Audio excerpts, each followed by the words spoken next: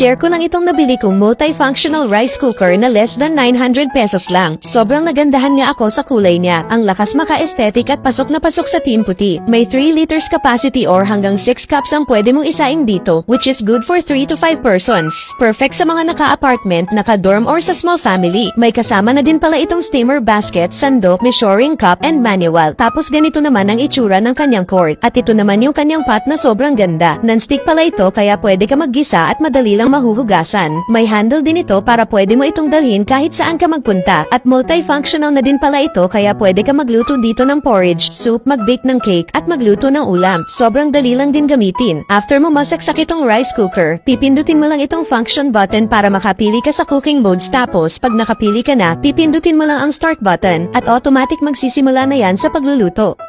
At kapag malapit na siyang maluto, merong lalabas na 10 minutes countdown dito sa screen, and after ng ilang minutes ay naluto